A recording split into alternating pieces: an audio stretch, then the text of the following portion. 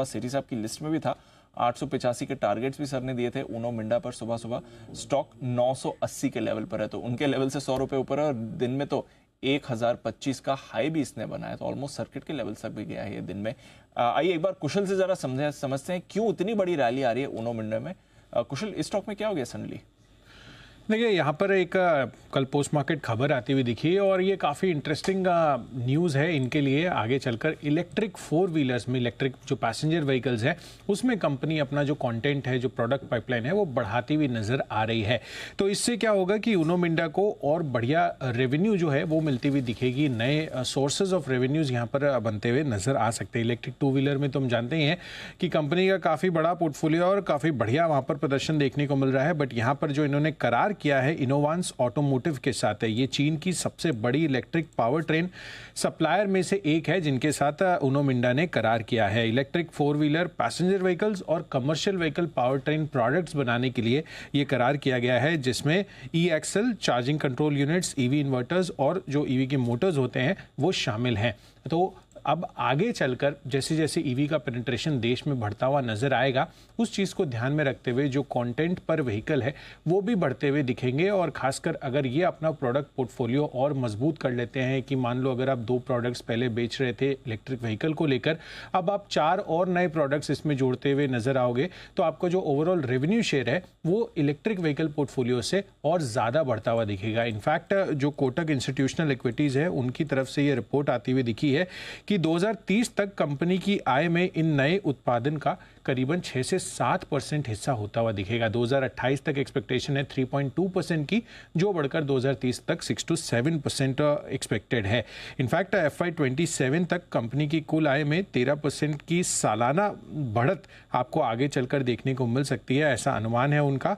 और इसी वजह से उन्होंने 850 रुपये से टारगेट बढ़ाकर 930 रुपये के कर दिए हैं, जो ऑलरेडी आज के दिन में ही अचीव हो गए हैं। 980 रुपये के लेवल्स भी इन्होंने क्रॉस किया, और आप तो बात कर ही रहे थे कि 1000 के पार भी ये आज कंपनी का जो काउंटर है वो जाता हुआ दिखा था। तो ओवरऑल उनो मिंडा के लिए इलेक्ट्रिक 2 व्हीलर के बाद अब इलेक्ट्रिक 4 व्हीलर में ये जो करार ये करते हुए दिख रहे हैं, टेक्निकल लाइसेंसिंग करार है, वो इनके लिए आगे चलकर बड़ा बेनिफिशियरी हो सकता है।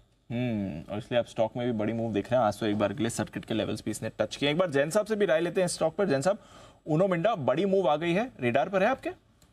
बिल्कुल बिल्कुल, पूरा रडार पे है। इसको बहुत नीचे के लेवल्स पे रेकमेंड किया हुआ और मल्टी बैगर बना, और कुछ मैं चैनल चेक भी किया था, तब भी पता चला कि जबरदस्त। पता क्या, मतलब मिंडा तो ऐसी कंपनी है कि मैं एमबीए के डेज से, मतलब हमारे कॉलेज में हमारे कुछ बैचमेट्स थे, वो लोग कभी भी कोई अगर अपने प्रोडक्शन इंजीनियरिंग मैनेजमेंट वाले स्टूडेंट्स, उनको मिंडा ग्रुप में अगर करने की इच्छा रहती है, मतलब अपने प्रोजेक्ट, समर प्रोजेक्ट्स, तो उस टाइम से कंपनी को ट्रैक कर रहे हैं और देखते हैं। Amazing company. और इनके एक दूसरे ब्रदर की भी कंपनी है मिंडा इंडस्ट्रीज, वो भी मैंने रेकमेंड किया हुआ। तो यूनो मिंडा 56,000-57,000 करोड़ की मार्केट कैप वाली कंपनी है, इसलिए आजकल थोड़ा जेम्स में और एसपीएल में कम देते हैं, but overall long term pick के तौर पे इवनिंग वाले शो में भी मैंने रेकमेंड किया हुआ है। तो आई फील कि it's a great news and अच्छा खासा एक ओईएम को सप्लाई करने वाला एक बेहतरीन ऑटो इंसुलरी कंपनी। और मैं कल और परसों में जब भी बात हो रही तो ऑटो इंसुलरीज को आफ्टर एफएमसीजी हमेशा ये सेक्टर बहुत बढ़िया लगे हैं, क्योंकि जब बहुत ज्यादा रिस्क दिख रहा था, और अब तो मुझे लगता है ये सोने पे सुहागा है। ये डिफेंसिव्स और उनके दोनों के बीच के सेक्टर को कैटर करते हैं, जो कि ऑटो भी एक तरीके से एफएमसीजी में ही ट्रीट हो रहा था जब मार्केट्स बहुत करेक्ट हो रहे थे। तो hero MotoCorp was outstanding, TVS Motors outstand कर रहे थे, तो वैसे ये ऑटो इंसुलरी कंपनीज और वैसे ही बढ़िया लग रहे हैं। और दूसरा Uno Minda, excellent parentage, excellent pedigree और बहुत पुरानी एक कंपनी है। तो मेरे हिसाब से इस स्टॉक को बिल्कुल इन लेवल्स पे होल्ड करें। दो मूव बहुत बड़ा दिया है, बट मुझे यहां से लगता है कि 1100 1150 के टारगेट के लिए होल्ड करना चाहिए। ऑलराइट, ये है आपके लिए उनो मिंडा या यूनो मिंडा। यहाँ पर आपको बढ़िया एक्शन दिख रहा है।